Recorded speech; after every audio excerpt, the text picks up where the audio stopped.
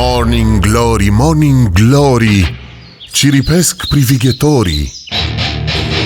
Și gata, bineînțeles, a început postul de săptămâna trecută, dar efectele lui se vor vedea mai târziu pe cântar.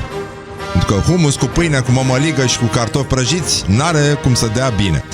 Tocmai de-aia la celebra noastră rubrică Ce, Doamne, iartă-mă, se întâmplă, doctore? Așa, îl abordăm prietenește, omenește pe domnul doctor Adrian Copcea de la Cluj. Îi spunem bună dimineața și îl asigurăm că mai mult ca oricând abia așteptăm să-i spunem la revedere. Bună dimineața, domnule doctor. Cum privesc diabetologii, metabolicienii, nutriționiștii alimentația de post administrată greșit? Pentru că magazinele sunt pline de rahaturi de post. Cum facem să nu ne îngrășăm și mai ales să nu ne îmbolnăvim? Care sunt combinațiile letale? Ce ar trebui să ocolească cei care se aventurează în această misiune ortodoxă? Și care ar fi combinațiile bune? Da, e o întrebare complexă cât de un mic capitolaj, având în vedere că alimentația de post e alimentație vegană, despre care de fapt se știe așa la modul macro. Capcanele, dacă începem cu prima întrebare, ar fi calitatea alimentelor. Și în post, ca și în afara postului, există alimente de tip junk, adică alimente de proastă calitate nutrițională, chit că sunt de post sau nu sunt de post. Și aici avem, să spunem, tot felul de patiserii care pot fi de post și care nu sunt foarte bune. Avem mezeluri care, de fapt, cum sunt cremvuștii de soia sau pateu de vegetal sau așa mai departe, care conțin niște aditivi, chiar dacă nu conțin carne, conțin aditivi care sunt răi și la pateu normal, cremvuștul normal și așa mai departe.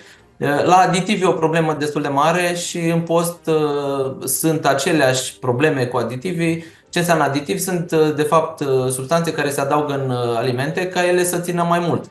Și cum se face să țină mai mult? Ele încearcă să omoare bacteriile care le-ar strica. Și problema este când acești aditivi vin în contact cu bacteriile noastre, că încep să ne strice bacteriile noastre, care ne fac să funcționăm bine. Deci o relație destul de ușor de înțeles. Nu le fac ăștia cunoștință înainte. Uite, astea sunt bacteriile care nu ne certăm, nu ne batem, le lăsăm în pace.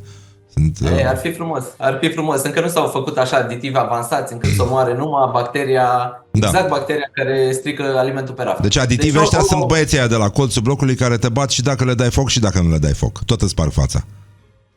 Cam așa, cam așa. Deci ar fi una asta. A doua chestie este calitatea grăsimilor. Deci în post mulți folosesc în loc de unt margarină. E o dilemă destul de veche. Mai există margarină? Da. Am rămas șocat. Da, inclusiv la prăjituri, inclusiv tartinată. Eu mă mir când pacienții îmi zic și eu zic, vai, eu nu mai zic de 10 ani să nu mai mâncați margarină, că deja am crezut că e cunoscut. Și sunt pacienți care zic, păi dimineața mai mănânc o pâine cu margarină, cu așa.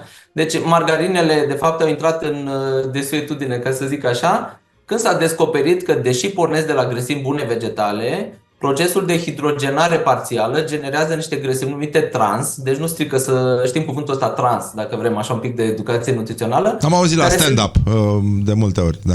La stand-up. Nu trans din ăla. Da. Așa? Nu din ăla, nu. Deci nu grăsimi woke, ci grăsimi. Ce grăsimi din wok. Da. Din wok, da. Da, așa. Din wok nu poți să faci stir fry. Asta ziceam, nu? Așa. Da, wok fără e.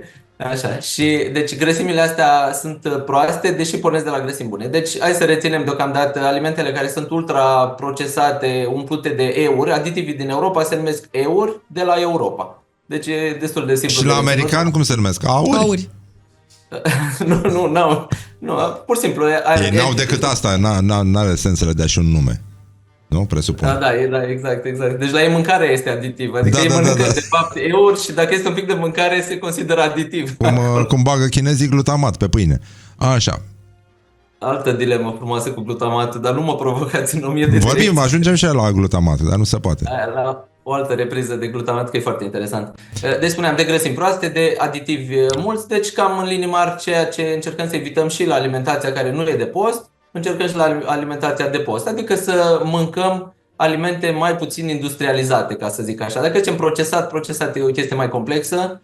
dar industrializat, cred că e un cuvânt destul de bun, adică în general mezeluri, patiserii, gustări la pungă, deci cam genul ăsta, fără să nominalizez una sau alta și ele au și ele gama lor de calitate, adică sigur un mezel crud uscat, am sărit un pic de post, e mai bun decât un, să zicem, un cremvur sau un parizer care are o masă, să spunem așa, în care nu poți distinge care e carne, e o pastă, deci cele care sunt de tip pastă sunt întotdeauna mai rele decât cele unde vezi structură musculară. Sunt la fel de rele ca tigaia picantă de la restaurantele în care voi mergeți și vă imaginați că bucătarul pune suflet în mâncare. Nu. Pune doar chestii care urmează să se strice, care au un gust dubios, le dă un gust picant ca să nu simțiți cumva începutul de alterare și multe alte tehnici de gătit.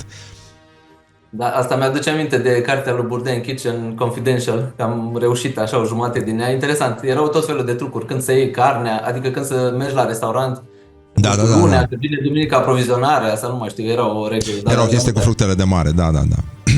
Așa, deci... Bun, așa, și ce ne face bine? Adică am înțeles, evităm tot ce este procesat, evităm patiseria, evităm ceea ce ne îngrașă în mod obișnuit, toate pastele și înlocuitorii de carne. Lucrurile astea n-au cum să ne facă bine pentru că sunt pline de aditivi. Mai departe, cum le combinăm, cum arată farfuria? Că știm noi din toate postările unor fete cu ochii dați peste cap de pe Instagram că farfuria trebuie să conțină jumătate legume, vegetale, fibre, un pic de carbohidrat, dar foarte puțin și în rest proteină. Da. Acum cum facem? Nu e rea farfuria, asta vine și de recomandările americane de la myplate.gov, care este site-ul care are recomandările oficiale de alimentație sănătoasă, care cam așa arată ca farfurie. Așa, deci una din reguli este că trebuie să ne obținem bine proteinele și asta e o problemă mare pentru că dispărând carnea, lactatele, ouăle, care au cele mai bune proteine din natură, orice s-ar spune, proteinele vegetale va trebui să suplinească această lipsă de proteine complete și există proteine complete în vegetale în relativ puține alimente. Quinoa, de exemplu, are și în general pseudocerealele, hrișca, amarant, au proteine de o calitate bună. De asemenea, există în leguminoase proteine. Leguminoasele sunt năutul, fasolea, mazărea, boabe, soia, dar nu sunt proteine complete și la leguminoase trebuie un pic combinate și una din combinații, am scris-o mai de mult un articol detaliat, este orezul cu mazăre. Deci pilaful cu boabe de mazăre aduce destul de bine proteină completă, la fel pâinea cu humus, că ați pomenit-o. Deci e o combinație foarte bună. În general, când se combină proteinele din cereale, nu sunt atât de multe în pâine, dar sunt.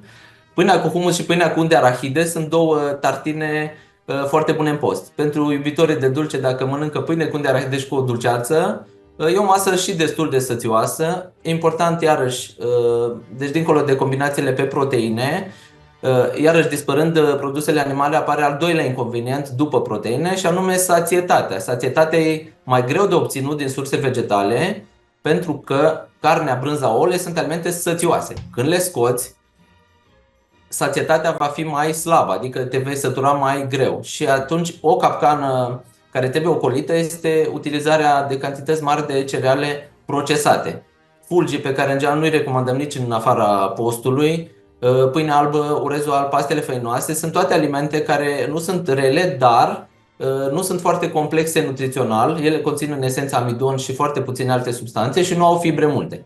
Și atunci una iarăși din reguli pe care le putem aplica este să alegem în post pâine graham, pâine integrală, mai des decât pâine albă, pentru că ne va ține un pic mai bine de foame. Deci momentan proteinele să le facem fie din diversitate de surse vegetale, fie să folosim sursele vegetale cu proteine de calitate, cum sunt soia și quinoa. O pomenesc pe ea, e foarte interesant spectrul ei, deși trebuie cantități mari să atingi gramajele. Așa. Mai avem ciupercile? Alea n-au proteine bune? Nu sunt complete proteinele din ciuperci, dar ciupercile și ele sunt binevenite în post. Deci sunt câteva categorii care... Adică orez cu ciuperci ar fi o combinație bună, mergând pe principiul orez cu mazăre. Dar nu știu dacă strică rețeta.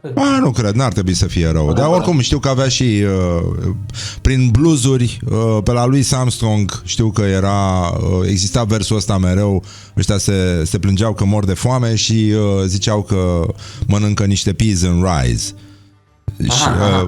E foarte, e foarte comună asocierea asta în bucătăria din New Orleans, cred, mai degrabă. Tofu este o alegere ok? A? Tofu. Tofu. Tofu, da, e o alegere ok. Da, da. Ok, care multe Deci, proteine, chiar de una asta din- întrebăm.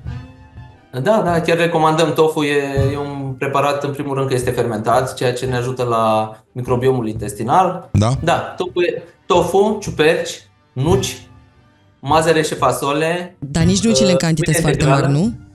nu? Nu ți le îngrașă? Da. Asta e iară povestea aia cu ce îngrașă. Deci e chestie de cantități. 30 de grame de nuci, da, se duc spre 200 de calorii, ceea ce sună desperiat. Dar vin cu substanțe bune, sunt sățioase. Și fac bine la creier. Da, exact. Deci pâine cu tofu și cu nuci, cred că merge combinația asta și cu ceva verdeață, garantez că va ține binișor de foame.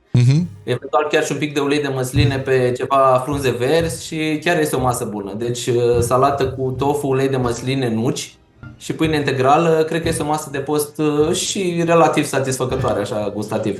Bun, păi avem soluții, ar fi, din ce văd eu, din ce ascult, așa că, da, nucile, înțeleg că fiind de post, ar trebui să fie fără veverițe. Subliniază un ascultător. Nu știu ce am vrut să zic. Nu, adică se culeg fără veverițe, că veverițele sunt hapsână și stau atârnate de nuci. Da, și nu te lasă să le iei. Și în rest, știți ce face un soldat în post, domnul doctor? Nu? Nu mănâncă carne.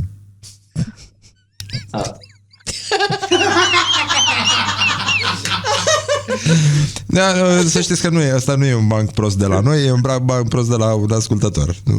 Adică știm și noi bancuri proaste, dar nu așa de proaste. Mă gândeam să vă întorc și eu. Să vă întorc una din glume și când îmi ziceți bine ați venit în emisiune, să zic și eu mulțumesc că m-ați invitat. Vai, dar nu trebuia. Mulțumim foarte mult și ne revenim la glutamatul ăla, că e foarte important. Mai stătem de vorbă. Așa că vă mulțumim, să fie un post bun, sănătos și mai ales folositor, cu folos tuturor celor care se avântă aici, că îți trebuie un pic de curaj.